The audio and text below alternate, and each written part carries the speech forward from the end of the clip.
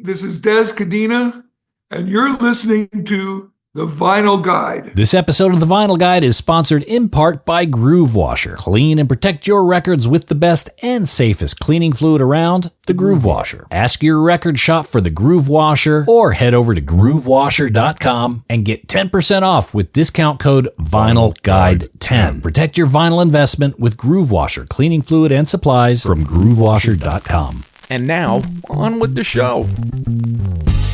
Welcome to The Vinyl Guide, the podcast for record collectors and music nerds. Here's your host, the biggest record nerd of them all, Nate Goyer. Well, hey everyone, it's Nate. Oh my God, this is episode 482 of The Vinyl Guide. Man, we're getting up there.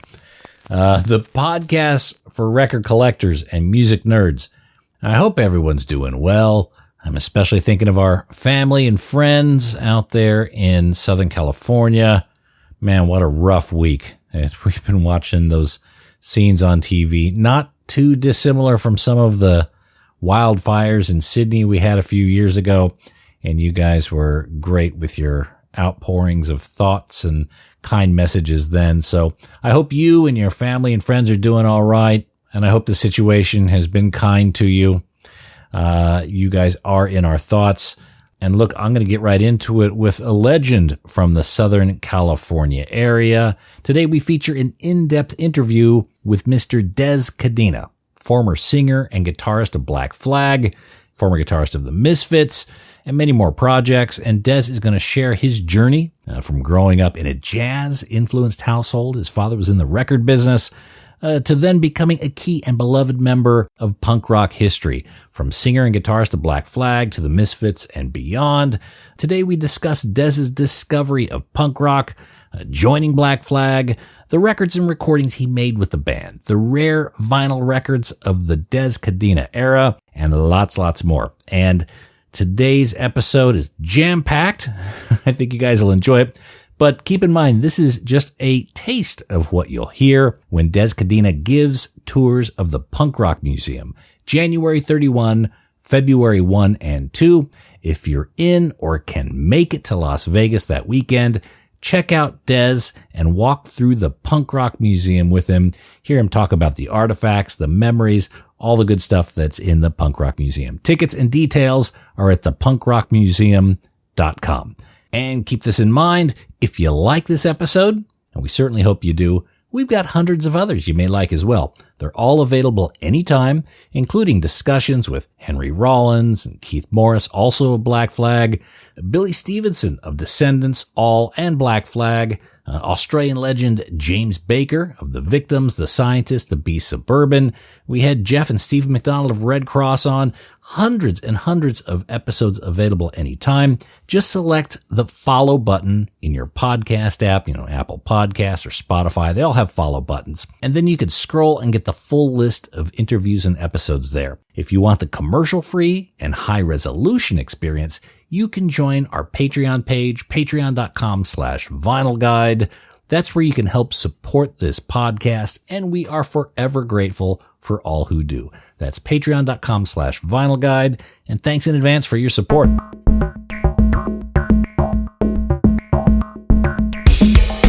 So now, let's get into it. Here's Mr. Des Cadena of Black Flag, Misfits, Dondo, and more. Is this Nate? It is. Hey, look at you. Look at you. No, look at me. Look at you.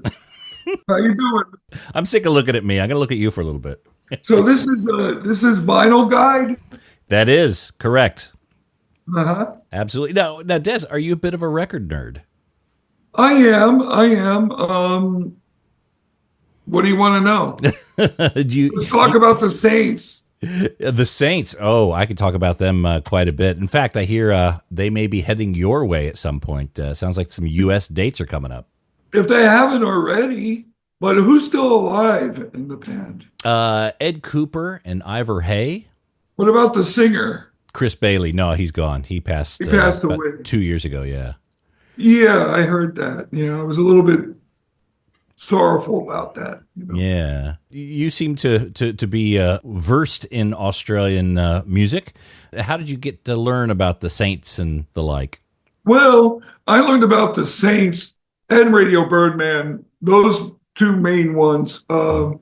When I was in right after high school, right when I was getting into punk, and pretty much I was still in high school. Yeah, we used to go to the Music Plus in Hermosa Beach, California, and I used to look through the punk section, and it was like maybe 3 rows of records in that particular store. The Music Plus, they eventually became Blockbuster Video, which doesn't exist anymore. But first it was a record store, then it was a video in the 80s, and that lasted for a long time until the internet screwed everything up. But Music Plus was one of the places where we would find punk rock records. And I had already started getting into that because I heard the Ramones and the Damned and all those bands. And then it was like, what's with the Saints here? Where are they from? And, I think that band's from Australia somewhere. And sometimes we would just buy things unheard. And once I heard the Saints, especially they did a cover of Connie Francis's song. Lipstick on a Collar. Connie Francis is from the town where I was born, Newark, New Jersey. I'm originally from New Jersey. And I go, they do Lipstick on the Collar? Is there a girl in the band? But I thought it was cute that like they didn't change the lyrics or anything like that, And there's no way you could. I'm Stranded, and I think they did the Lipstick on the Collar on the live one. I'll have to get my records out and verify. Yeah, get your records out and see. Yeah, I found out, and I remember I get that and Radios Appear by Radio Birdman. And quite frankly, I kind of like the Saints better, but I really did like that radio. The Radio Birdman remind me of like sort of a punk rock Blue Oyster Cult or something in my mind. And I go, wow, this stuff is cool. I don't know if I've kept up on too much Australian music since then, but those were like the first 2 bands that I really, of course, AC/DC. I used to love AC/DC with Bon.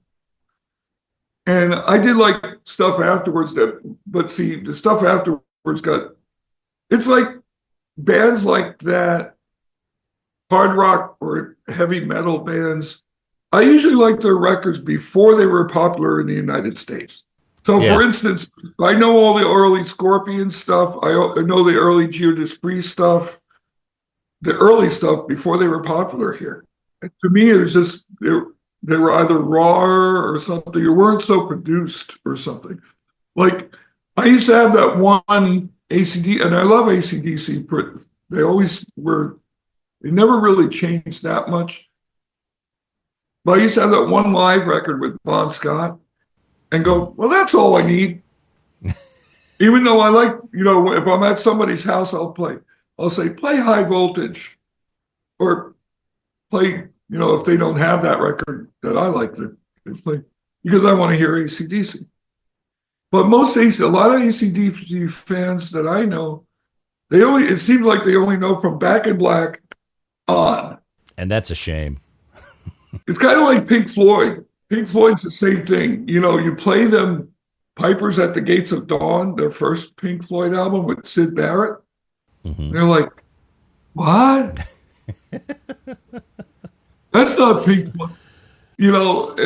It's like, well, I'll tell you, if you didn't have this guy, you wouldn't have all this Wish You Were Here and Dark Side of the Moon.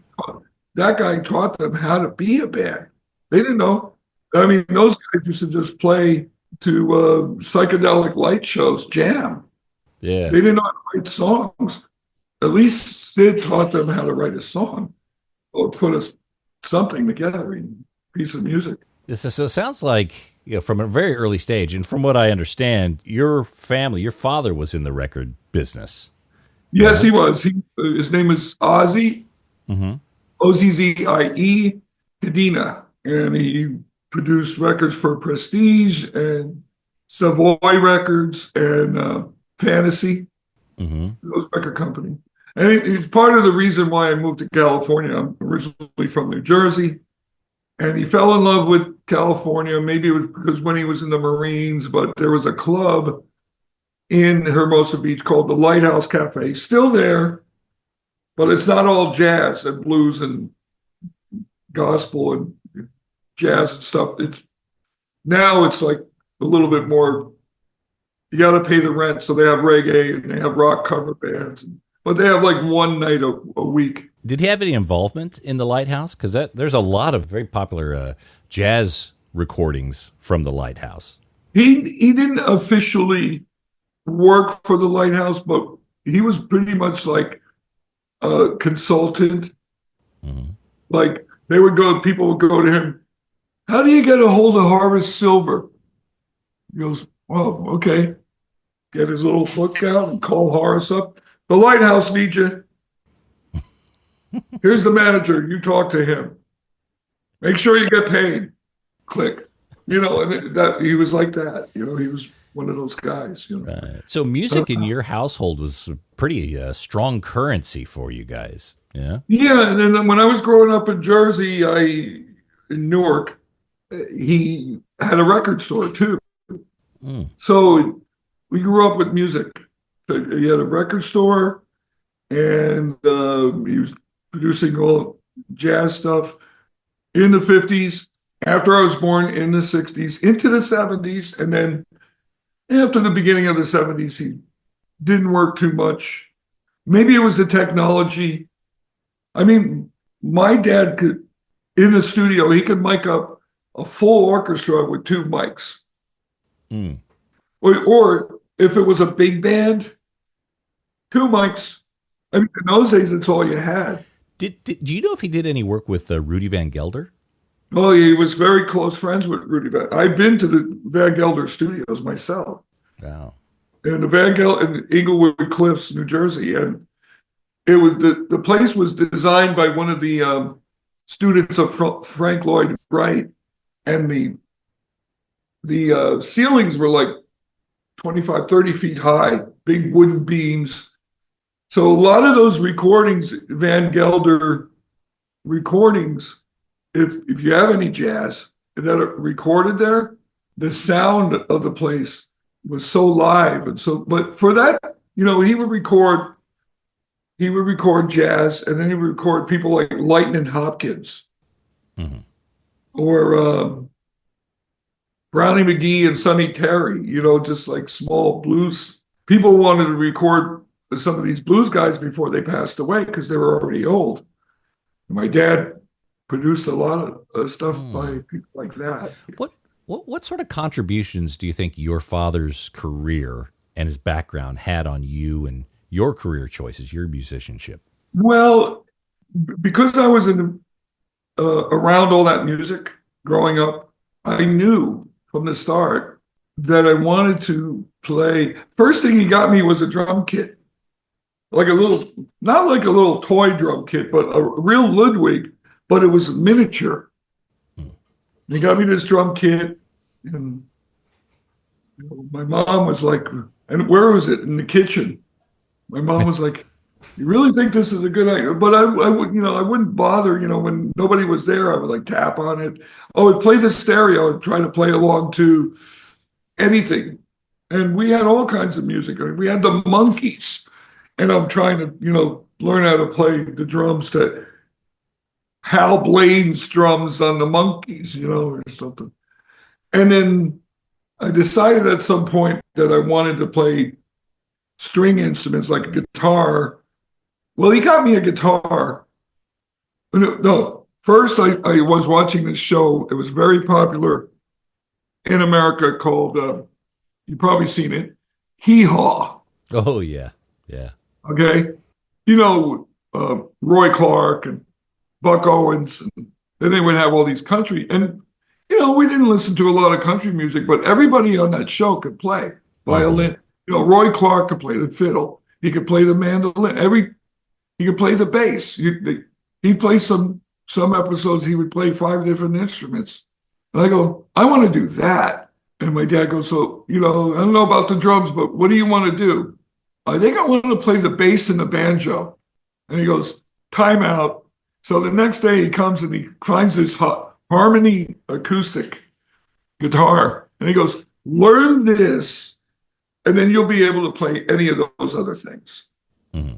Now, I can't say, give me a half an hour and I can figure out a banjo. I've done it before. I don't have a banjo and I don't know how to play it totally, but give me one and I can figure it out. Give me a mandolin, I can figure it out. Give me a bass guitar, that's easy. I already know guitar. Mm-hmm. So he was right. He was right there. So having all those influences, his influence and all the music around, and he owned a record store at the same time. When you started getting into punk, what was his reaction to that? Well, it's funny because I want to give you an example, okay? Mm-hmm. This was after I was already into punk. I was already in Black Flag. Mm-hmm. And I think he was a little bit, I think certain types of rock and roll, first of all, he's a jazz guy, so a lot of rock and roll, this is a little bit, these guys are pretty good. He loved the Beatles. He loved Creedence. He always said to me, keep it simple. Mm-hmm. Well, in a lot of ways I did, but he didn't expect punk, So, he went to see me play a couple of times and saw the Minutemen, and Minutemen wanted my dad to produce them, but he was like, they're great, but they're too loud. It was a volume thing with him. Mm. But the story I'm going to tell you has to deal with me being in Black Flag. When I joined as singer, we went on, we would play these gigs, and we were having a lot of trouble with the police shutting down our shows, cops. And it was write-ups in the paper, LA, and Black Flag gets shut down, and they don't talk about the music at all. It was all like, is this punk? Are these guys like a bunch of trouble, Nobody understood it. Mm-hmm. At the time, they had this thing called Parents of Punkers on TV, ladies going, my daughter's into this, and she's into drugs, and she's into, oh, God knows what she's going to be. All the drama around the music, everything but the music. But the music. So he was at the Lighthouse, and he was at some function, jazz function there. And one of the local Manhattan Beach, pardon me, notice I burped when I said Manhattan Beach. Manhattan Beach was a richer beach town than Hermosa and Redondo. And they came up with this article, Herald Examiner or the LA Times. And he goes, Ozzie, what about this punk? My son's into this, and he's probably getting into some bad shit because of this, like drugs or whatever. And to me, it's just a bunch of fucking noise, And this is my dad's reaction. He goes, listen, it might be a bunch of noise to you, and it might even be a bunch of noise to me, but he's traveling the world, he's learning, and he's doing his thing, and more power to him. That was my father's reaction. Maybe the music wasn't, like I said, my dad, as far as rock is concerned, my dad would listen to the Beatles, maybe Creedence. Oh, and he loved Leon Russell. Mm. He loved Leon Russell. And, one of his, pop, I'm not going to say rock, but pop artists, that early Randy Newman, he loved him. Mm-hmm. But those are like, composers, tunes, See, I think punk has a lot in common with jazz. The improvisation, especially with someone like Greg Ginn, just kind of going off. He has a lot in common with someone like a Lee Morgan, who just spent some time exploring the instrument on stage. Sure.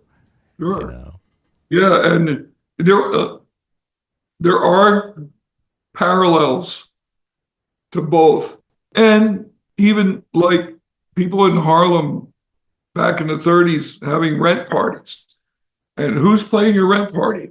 They would have rent parties in an apartment. They had a piano, and Fats Waller is playing. And you pay a nickel, drink gin all night, and they'd end up paying the rent. Yeah. That's very underground. Mm-hmm. Same thing with the country blues, like the guy who sold his soul to the devil. Robert Johnson. Robert Johnson. Same thing. He would do the same things down in the South with that particular type of music. Very underground. Like we used to have to, back in the olden days, we used to have to rent our own hall. Black Flag's first gig was at the Moose Lodge in Redondo Beach, which I'm a member of now. I became a member because when Flag got together, not Black Flag, but Flag, we did our first gig there. Yeah. Well, official gig there. Same thing with Black Flag. Greg Ginn rented, and I was at this gig with Ron Reyes, but it was like 78, January 27th, 1978, first official Black Flag gig at the Moose Lodge in Redondo Beach. You want the address? I feel like I want to become a member now. 516 North Pacific Coast Highway, Redondo. Hey, look, I plugged the Moose. Hey, there you go. I'm talking to Steve. He's over there. Oh, good old Steve. So you fell in with the Black Flag crowd. Actually, you fell in with them when they were still Panic, if I understand correctly, yeah? Kind of, yeah. And we moved from New Jersey, Reader's Digest version, moved from New Jersey in 1974. I was 13, to Hermosa, lived there for 2 years. I went to 8th grade, and then my first year of high school, I went to Maricosta High School. And then I moved to Redondo, so I had to go to Redondo High School, which is a neighboring city, one of the neighboring cities. And my dad got this little house. The house was all the way in the back. There was a garage in front of us, and then there was a big front yard with a driveway. Mm-hmm. Maybe there was a house there before, but now it's just a front yard. We rented this little house, and my father did. And in the garage, my dad used to throw these garage sales. And we would have like clothing and furniture and an old TV set that kind of worked. And, it'd be selling this. And he would set it up on a Saturday, and he'd go, and he'd be playing the jazz music. And by then, I had all this jazz music to play, but I also had all this rock. And I already started collecting like a couple of, Iggy, the Ramones, New York Dolls, T-Rex. So one day, he would set me up at 10 in the morning and go, I'm going to go take pictures of girls playing volleyball at the beach. You're in charge. And here I am I had just fucked up my hair like punk rock. And, maybe I'm wearing, I don't know, some sort of punk t-shirt. And I start putting on this other music. And this guy walks by and he hears the music and he comes up the driveway and he goes, hey, you like this music? He doesn't say, hi, my name is blah, blah, blah. Mm-hmm. You like this music? And I go, not really. I'm just trying to annoy the neighbors. That was ends up being Ron Reyes.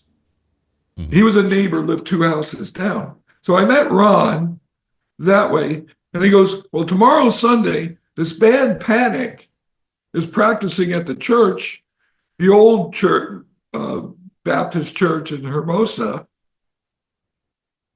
You want to go meet them? I go, hell yeah. And he had like a white jeans jacket and had like Sex Pistols and Weirdos. And we already kind of knew about the LA punk bands already. Because we would go to that Music Plus, or we'd go to a place in Long Beach called Zed Records.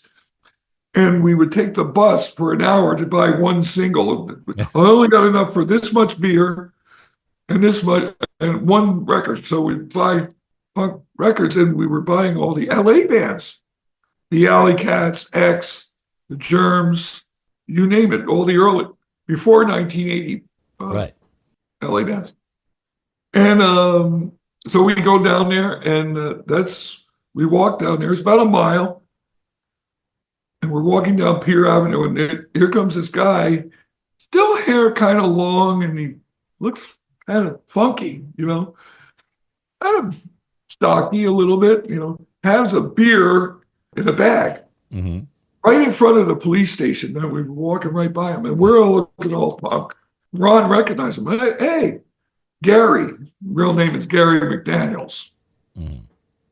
He changed his name to Chuck a little bit later. He goes, "You're in Panic, right?" He goes, "Yeah, but we're changing our name." They still hadn't played their first official gig. They had played parties, but they didn't play their first official gig. Right. And he goes, "Oh, we're practicing in about half an hour." But it's really funny having an open container in front of it.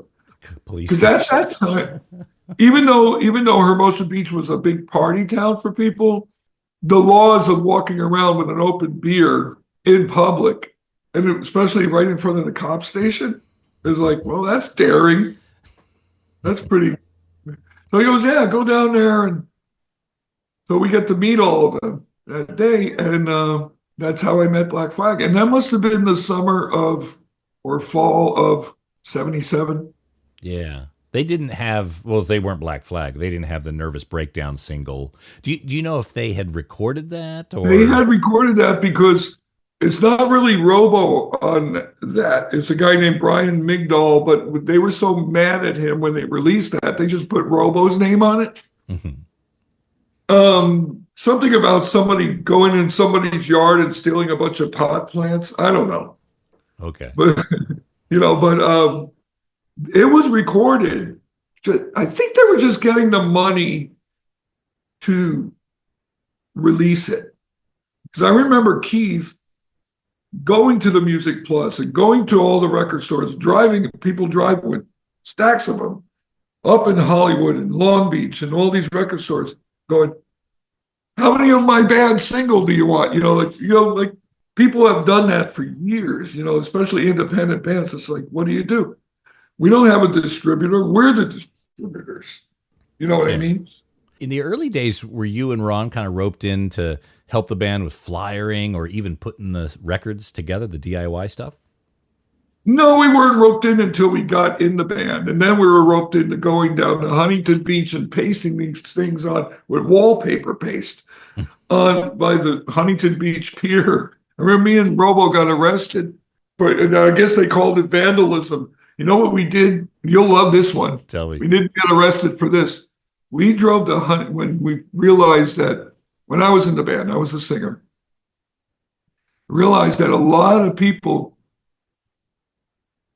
Orange County is a weird place, very conservative. So it doesn't surprise me that a lot of these kids and bands that come from Orange County were very violent. Because they were reacting like Jack from TSOL is the wonderful guy. I love him. It's amazing he's alive. And he'll tell you the same thing. Because it was like it seems like after 1980, the music changed. It went from punk rock to hardcore. And a real docile area is going to put out crazy people. So a lot of those great bands are great. Agent Orange, TSOL, Adolescents, loved them. So we went to, what I was going to tell you, we went to Huntington Beach High School on a Saturday. And it was 3 or 4 wings of lockers. The East Wing, the West Wing. I think we just got 2 of them. We wallpaper pasted our flyers on every locker. It wasn't just like one here, one there. No, we got every one. And then we got this bucket of wallpaper paste and these flyers, and we're running out of the school like, this could be a federal offense. Or I don't know if it's a federal offense, but it's vandalism. Yeah. But I remember we're all covered with this paste and stuff. But the one time we did it only, we didn't do anything. We did it by the pier on the light posts. We got arrested. Me and Robo got arrested. Greg and Chuck had to come bail us out. I think we were in jail for like 4 hours. I know that Huntington Beach police station well. A friend of mine's got a record shop right across the street from it.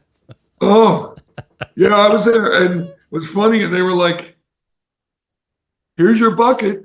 And we were leaving. And here's your bucket. And here's your flyers. Like, oh, can we go finish? Oh, no. We felt like saying that, but we didn't. But, how involved were you with working on the art? For example, you'd get a piece of art from Raymond and then pasting up all the details of the gig. Were you involved in that? I wasn't involved with much of the office stuff. I mean, Chuck kind of put it all together. It was really, you get pretty much all of our art, except for a few things, were Raymond. Everything was Raymond, whether it's a flyer, album cover, a single cover, they're all like Raymond's. Yeah. I'm thinking back to later Black Flag records, still were Raymond. Like Slip It In, My War. That's all Raymond. Up until Loose Nut, yeah. Up until even Loose Nut, I think is. Yeah. I think that's the one. I think he that was the fracture between the brothers. I think. I think it was. There was, exactly. I think you're right. There was some sort of fracture that I don't, to me, I don't know what happened. They would get along and then they wouldn't get along, and I don't think they speak to this day. Right. Well, first of all, Raymond hardly even talks. I mean, if he was here right now, we would just start talking about. I'll tell you a funny. Can I tell you a Raymond Pettibone story? Please. So they lived in the house in a very strange family, great family. Because you walked in the house and there's books everywhere. The father was a teacher, Regis, and the mom was great. She was from some small Eastern Bloc country that I can't think of the name of right now, but she was great. And but I'd walk in front of the house, and Henry lived there for a while. I lived in a shack in the back. And I walk in, say hi to Raymond, because I knew I was tired of hanging out at SST. They were doing their business. I go, let me get out a little bit, and because we lived underneath desks, and we had curtains where the desk is, and we slept under there. And I come in, and Mike Watts working on he like lift up the curtain and go, and I'm half asleep. It's like 6:30 in the morning. He'd go, hi. So I walk in, and Raymond has these stacks of, this size. 8.5 by 11 papers, yeah. That he just, better paper than this, that he just drew, but stacks of them. Like 6 feet tall, all over the place.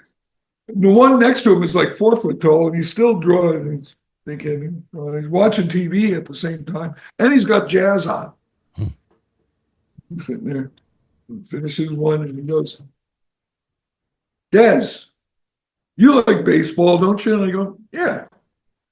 That stack over there, take any one you want. And I didn't know where to start, and I didn't want to topple it over, and I just kind of reached in and pulled one out of the middle.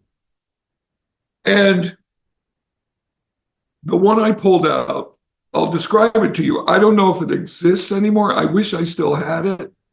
I don't have it. Right. I don't even know if I took it. It was just too good. It was of this black guy pitching, and you can see his hand like this, and right in front of his hand is the ball spinning. And you couldn't tell what team. It was a little blurred, but I thought it was a P. And it's a black guy. And the caption was, if there's anywhere in the world that I would want my heart to stop, it would be right here on the mound. Okay, that was the caption. And I look at it, and I look at him, and I go, is this Doc Ellis? Now, Doc Ellis, do you know who Doc Ellis is? Yeah, he's very famous for that the no hitter on LSD. No on LSD, but we didn't have the internet at the time. I like my baseball, and at the time, I go, and he goes, take any of those you want. And I was always too shy sometimes. I think I took a couple once in a while, or he would just walk up to me and go, here, this is for you. But I should have taken that one. That was my favorite. That was like, because at the time he was doing a bunch of Babe Ruth. I've seen a lot of his baseball work. He did spend quite a bit of time drawing some of those sports heroes. If you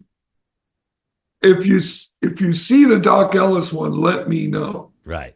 I mean, I think I have a number for Ray, but I think he lives in New York, and I don't think he answers the phone. So around this time, you guys were doing a lot of recording. There's quite a few unofficial recordings. I'm sure you've seen like Damaged with Dez and the 82 demos and and when you guys were the 5-piece and Henry on vocals and you switch guitar.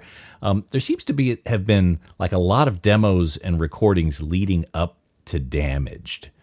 What are your recollections as to why it was recorded so many times?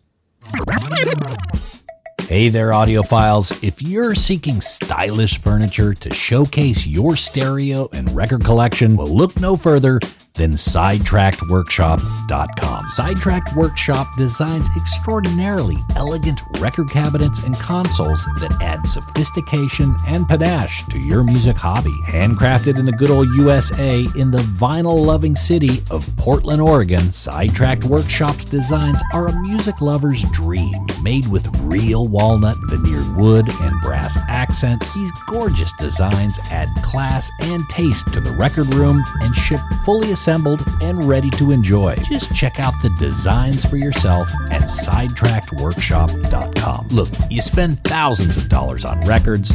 Don't keep them in a crate, and don't risk your records on those feeble wooden pegs from IKEA. Your music deserves the dignity of Sidetracked Workshop. That's SidetrackedWorkshop.com. Elegant solutions for the vinyl lifestyle. Oh, and hey, record nerds, don't forget to clean your records with the very best and safest record cleaner, the Groove Washer. Make your records look and sound their very best and store them with confidence using the new Groove Washer Groove Guard record sleeves. You gotta try this out. It makes a huge difference to the quality of your vinyl experience. Ask for the Groove Washer by name at your local record store and accept no substitutes. Or head over to GrooveWasher.com and use discount code VinylGuide10. All hail the Groove Washer. That's GrooveWasher.com, discount code VinylGuide10. Around this time, you guys were doing a lot of recording. There's quite a few unofficial recordings. I'm sure you've seen like Damaged with Dez and the 82 demos and and when you guys were the 5-piece and Henry on vocals and you switch guitar. There seems to have been like a lot of demos and recordings leading up to Damaged. What are your recollections as to why it was recorded so many times? Well, the 82 demos is after Damaged. Yeah, okay. Because if you listen to the 82 demos, it's got songs with me playing on it. My War, it's got Slip It In, it's got Black Coffee. I don't have the records in front of me right now, but okay, you do. yeah, it does have My War, Black Coffee. Yeah. Modern Nothing Left Man. Inside. Nothing Left Inside. Slip It In, Black Coffee. Modern Man, Can't Decide, Beat My Head. I Love You. All of those were like songs that came out after I was out of the band. Now, the Damage with Dez, I recorded all that stuff before we recorded Damage. And it was like my first time singing. I think everybody really loved it. But at the same time, a lot of that compilation is from different sessions. So some of it's from maybe the Louie sessions or the Six Pack sessions. And I think they just picked the best ones. See, they knew I was unhappy being the singer. Mm-hmm. They knew. I didn't say, they knew. I was unhappy. After about a year of it, and losing my voice all the time, and I wanted to play guitar. And the whole reason why we got Henry or another singer was because of that reason. And they didn't want me to leave the band.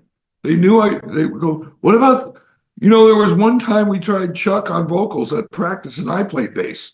Mm-hmm. I wanted to play. I didn't want to be a front. My personality was not a front man. But I think and maybe this is a better way to ask the question, being a band that was living kind of day to day, there wasn't a lot of extra money for studio time and things like that. However, here you've got a lot of these songs recorded, sometimes multiple times, multiple trips to the studio that were never released. Well, like I said, a lot of those songs on Damage with Dez, like that one thing with Chuck Biscuits, that was a demo. Right. That was just recorded, no overdubs, just live in New York with Henry once we knew Henry got the songs down. But it was just a demo, and we were thinking but then Chuck was out of the band. A lot of it is like people leaving the band or the band changes. It's like by the time I was in the band, Jealous Again just came out. And I didn't, and a lot of the sessions for Dez, Damage with Dez, that was almost an album's worth of stuff. It was a combination of I believe the 6-pack sessions, which eventually the stuff that came out on 6-pack, the single. Mm-hmm. And the reason why I'm telling you that all of this, they released those 2 singles, Louie Louie and 6-pack, and a few other things with one or two other things with me singing while I was during that year. Mm-hmm. But I think they thought this time, well, we have to release something with everybody intact in the band. And they picked the best ones that they thought at the time were the best tracks, like the best, like for the 6-pack single, like the best 3 songs, put that out. And a lot of those ended up being on Everything Went Black. Mm-hmm. Eventually. And then some of those were different takes. So on the bootleg that you just showed me, some of those are different takes. When the band recorded 6-pack, of course, that single has 3 songs. You guys recorded more material at the same session? Oh, yeah. Okay. Yeah. Okay. Yeah, and they picked the best 3 songs, and they probably figured, well, maybe we could do them again. But by that time, it was like already thinking about getting another singer because Dez is unhappy. We don't want him out of the band. We want him a part of the band. Mm-hmm. And you want to get a stable lineup before you release a Okay. What are your recollections as to why Louie Louie went out on Posh Boy and not SST? Well, we made an agreement with Posh Boy. It's like Posh Boy, I think, asked Greg, because it was also on. It came out on like the best of Louie Louie. I don't think that was on Posh Boy. Do you have the best of Louie Louie? I've got the Louie Louie single. I don't know.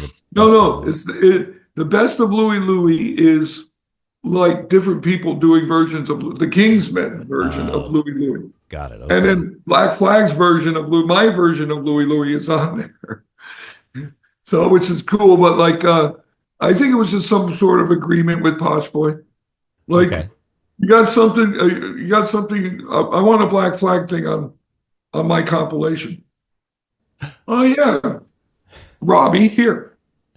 That came out on Rhino Records, the best of Louie Louie. Oh yeah, the Sonics, even a couple marching bands, that sort of thing. Yeah.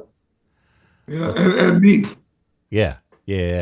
So. Okay, so just a side deal was made for Posh Boy just to release that Louie Louie single. Yeah. Okay. Yeah. Okay, with Damaged One on the flip side. With Damaged One, yeah. Okay. We're probably a different version because I think there's a version of Damaged One on Everything Went Black, probably a different lyric Mm-hmm.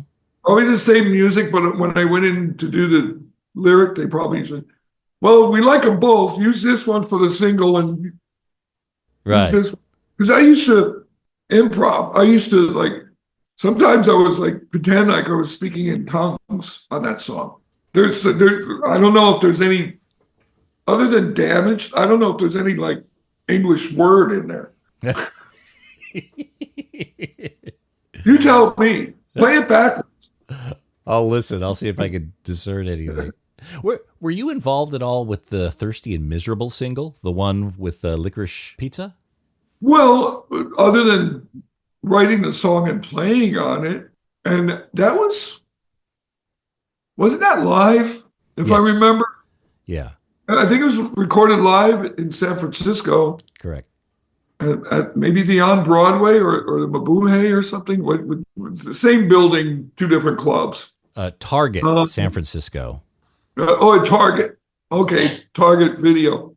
Yeah, very much involved with that. And what's really kind of funny is that was a promotional thing. Do you know the story behind that particular record? Yeah, but go ahead and share it. Yeah, well, it's an interesting tale. We were playing the Whiskey Again with Henry, and it was free if you came in and showed your ticket stub for Licorice Pizza was kitty corner from the Whiskey a Go-Go, right on Sunset Boulevard there, and it was free if you came in with your ticket stub, and you said, "Look, I'm going to go see Black Flag. Oh, here's the single." Not very many people knew that.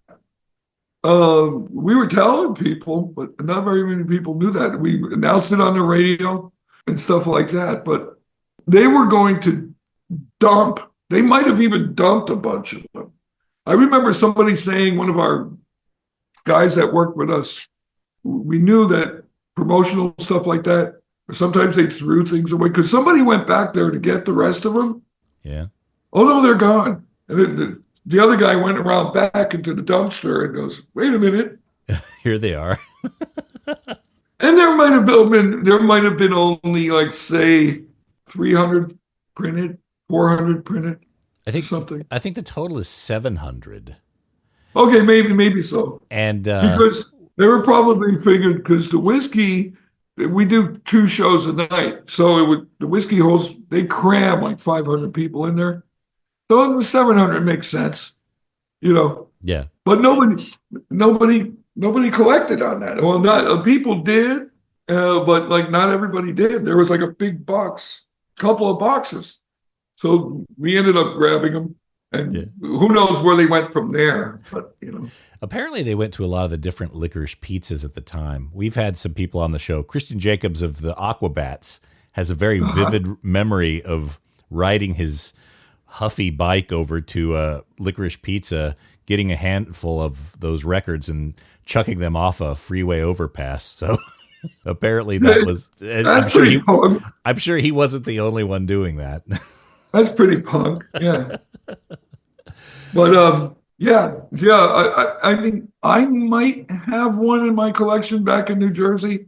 I am a record guy, but over the years, my life has been here. I'm like a ping pong ball. Yeah. Right now, I was in the Misfits for 13 years with Jerry's Misfits. And I still have an apartment in New Jersey. If I showed you my ID, I'm out here helping my sister take care of my mom. She's 99 years old. Okay. And that's what I'm doing out in California. When I came out here 2-3 years ago, I still have the apartment out there. Half of my crap is still out there, Yeah. Your records. Well, my records, CDs, you name it, and I might still have a copy of that Licorice Pizza one. Those are quite collectible these days. Yeah. You don't want to throw those off an overpass today. No, if I have it to this day, I didn't want to do anything but keep it, but yeah. So in terms of the Everything Went Black compilation, you brought that up, all the different recordings, you seem to be the only lead singer that didn't have a pejorative name cited for yourself. So you kept good relationships with the Black Flag crew after you left, as opposed to some of the other former singers. Yeah, and I'm not sure, I would like to keep this sentence or two to just me and you. Mm-hmm. Well, to answer your question, and I'll come back to this when we're done, and which something I don't know if I would want on this interview, but at the same time, yeah, I pretty much left the band for the most part. I don't know if I'm the only person, but I left the band on good terms, on my own terms, and they understood it.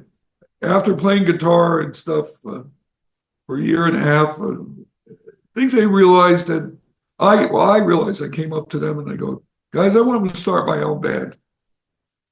I want to do my own band. And I can't, if we're touring a lot, I can't be doing that. I got to get a band together. And my band had a band called DC3, and we actually went on tour opening for Black Flag quite a few times. Signed to SST Records. On SST Records, yeah. And there was this first of all, there was this silly feud between, and I don't think the Circle Jerks really even thought of it too much, but between Black Flag and the Circle Jerks because it's Keith. Mm-hmm. So the Johnny Bob Goldstein is some sort of stab to Keith. Mm-hmm. And I'm not going to say who's doing the stabbing. Mm-hmm. You guys figure that one out. But it was silly. It was still going on when I was in the band, it was just silly stuff. Mm-hmm. Circle Jerks are Circle Jerks. I mean, Keith will be the first one to tell you could read it in his book, that the guys were so serious in Black Flag, it was too much for him. He wanted to start a band where everybody would have them come over and tap the keg. Mm-hmm. That's what Keith wanted to do, which he ended up doing, And then the thing with Ron, Chavo Padarast, that whole thing, well, first of all, Ron says he saw this Jealous Again when it came out. That actually came out when I was starting in the band. He saw, they got a new singer. And he put the record on, and he goes, wait a minute, that's me. Well, the thing with Ron, I don't know why. I think they got upset because Ron quit on stage, but he quit on stage for a good reason. They were playing at a place called the Fleetwood in Redondo Beach. He had his girlfriend with him, and they played a few songs, but a lot of people from Orange County, a lot of the early hardcore bands from Orange County, they had gangs. Mm-hmm. And if you look slightly old punk or new wave, they'd start fights and beat people up. And that was going on with his girlfriend. So in the middle of it all, Ron quit on stage. No one saw that. The band didn't see that. I wasn't in the band. I was watching from afar. And I go, why is he quit? Did he just quit? All of his friends were going, did he just quit?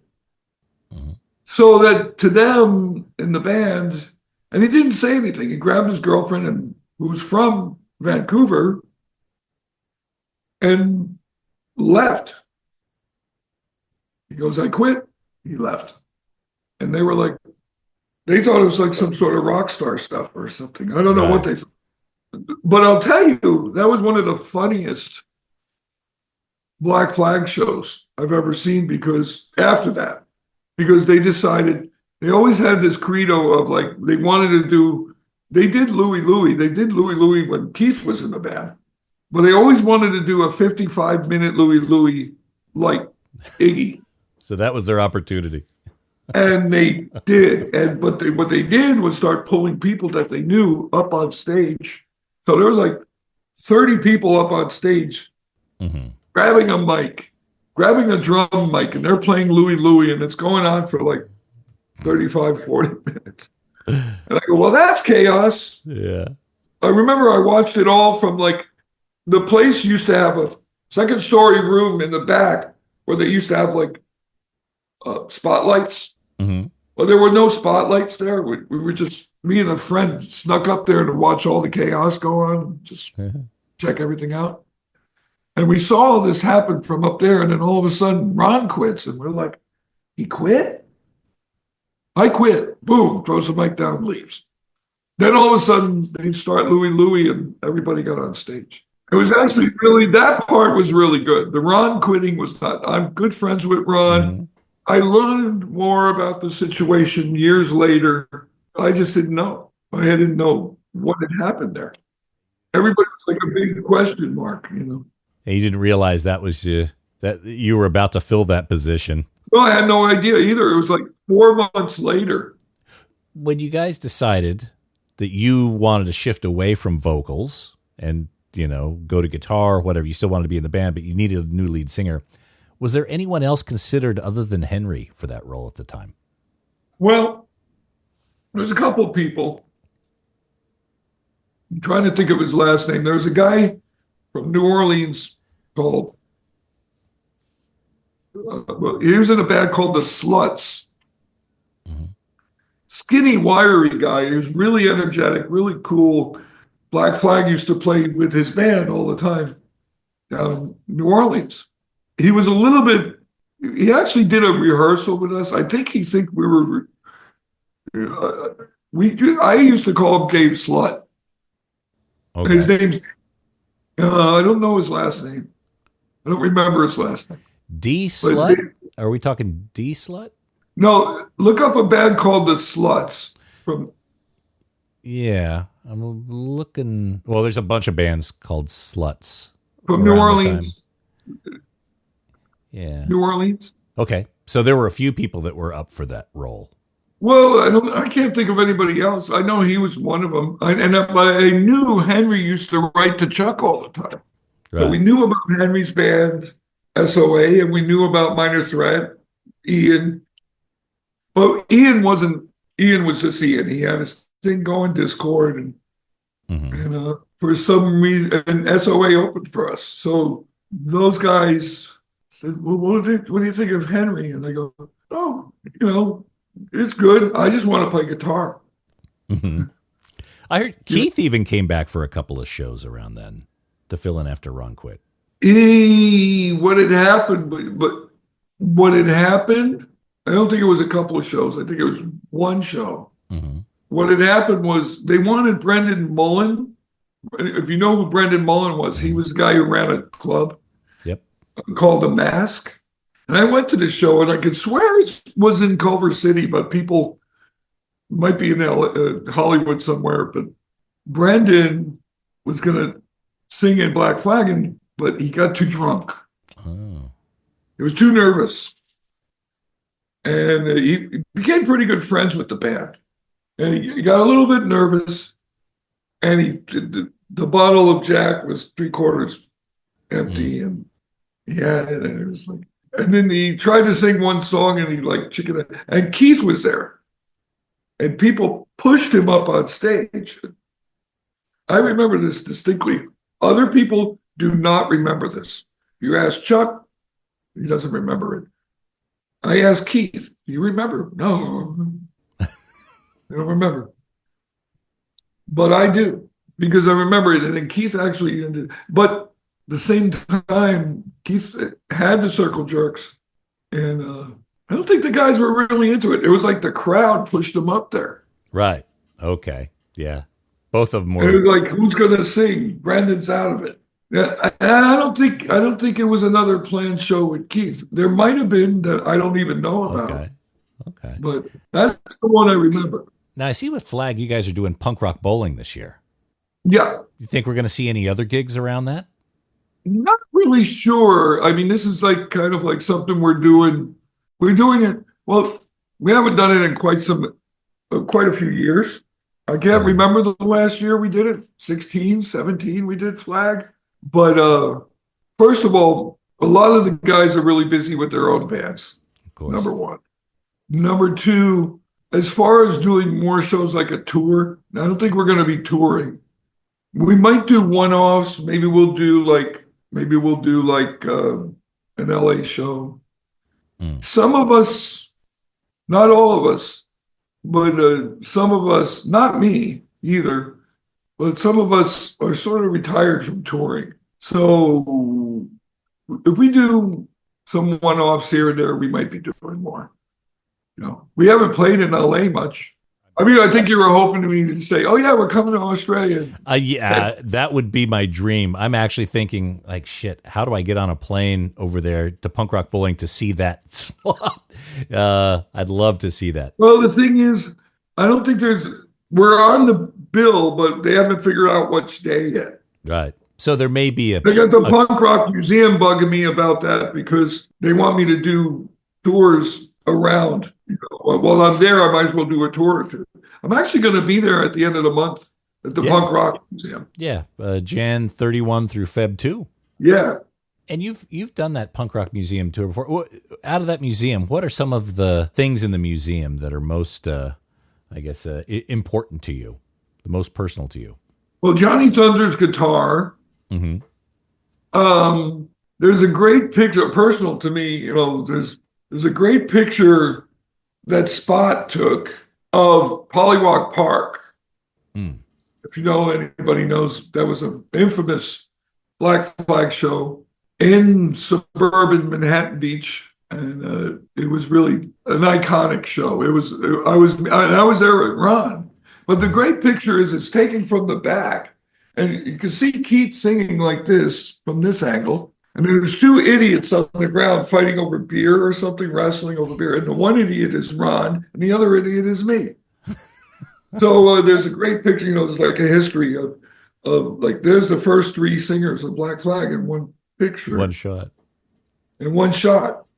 What else is good? And there's a lot of good stuff there. I mean, there's a lot of people's Pat Smear's guitar. Yep. You get to play it. There's the Hagstrom upstairs. You could actually. Oh yeah, that's the one he bought for the very last Germ show, and they never played any more shows. Yeah. And Wesley Willis's keyboard, that was just added. I got to play it. Yeah. Got to play it. All kinds of stuff upstairs. I mean, it was fun. I didn't know a lot of people prepare to do those tours. Mm-hmm. I don't. I'll just see a picture and start rambling about X-ray specs or something like that, Or the Saints. I don't think there's enough Saints stuff there. No. I talked to Mike and the team about how do we get an Australian section. There's a UK section now, and how do we now get a spot for something like some of the Saints paraphernalia or Dennis Tech's guitar of Radio Birdman. That'd be great. Those sort of things, I think, belong in the Punk Rock Museum. If you notice, though, it's chronologic. So basically, you got New York. Mm-hmm. When you start the tour, when the guy starts the tour, you got New York Dolls and the Ramones and kind of intertwined with Iggy and all that stuff. Mm-hmm. And then you move to the next room, and it's England. It's like Sex Pistols and Buzzcocks and The Damned. Then you move to the next room, it's LA. Mm-hmm. And that's where I start talking about Black Flag and the Screamers and the Weirdos, and all those great LA bands. Mm. And then you move on, and you got Boston. Mm-hmm. You got New York hardcore. What else is there? San Francisco. Yeah. I forgot. Sorry, San Francisco. The Avengers, stuff like that. Yeah. So it's kind of a chronological order. Yeah, you have to fit like a nice section of, Australia somewhere in there. Australia. Yeah. Yeah. And understanding maybe it isn't folded all together in the chronological order, but even with UK or the Canadian, there's some DOA stuff in there. I think there's DOA, I forgot. So I'm sorry. Yeah. There's Subhumans from Canada. Yeah. I want to plug a band. Sure. But I don't know if they're coming to Australia. I know they're going to be in New Zealand like today or tomorrow.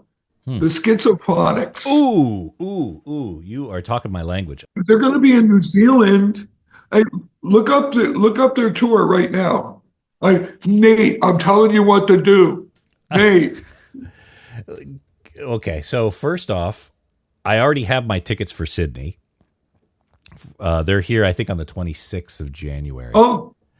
But I cannot proselytize about this band enough. They are killer. They played in San Pedro on the 20th of December. When I was on tour with the Gimme Gimmes, Mm-hmm. They were the opening band for the 10 or 11 shows that I played. And the first show, Letty, the drummer, the girl, comes up to me and goes, "You're in our band." I go, "What? Another one?"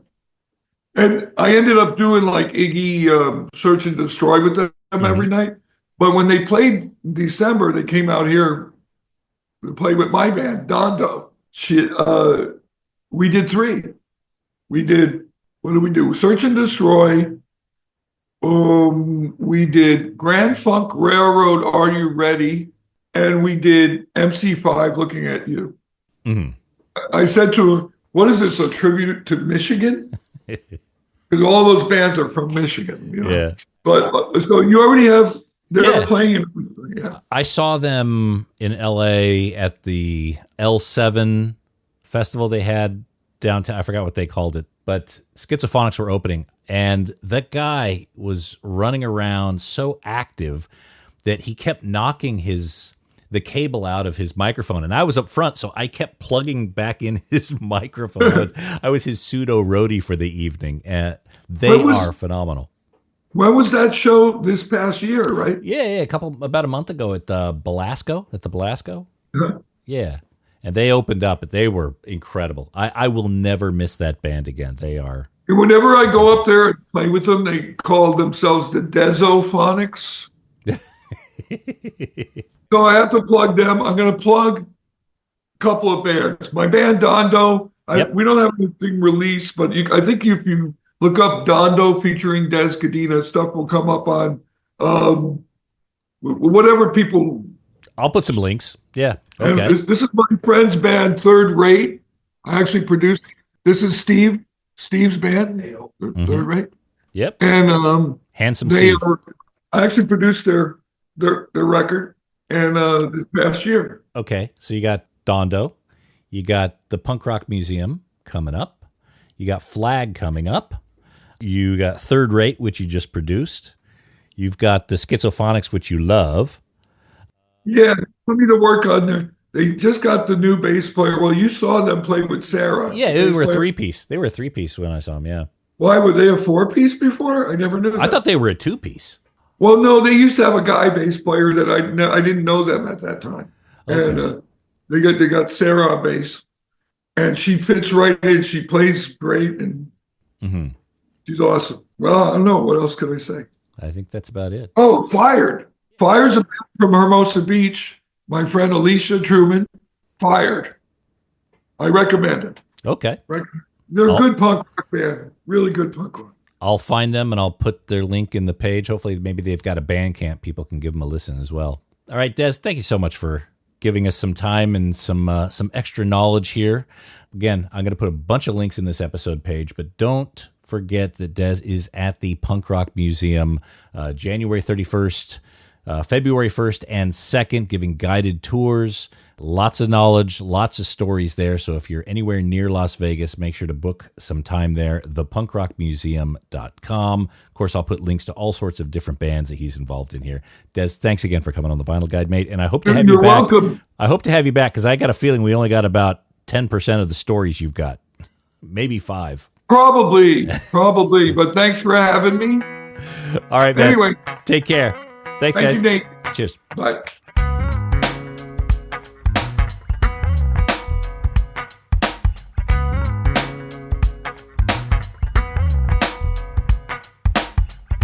What a nice dude. I really enjoyed having him on. I've always wanted to have Des on the show, and I was finally glad we were able to align it.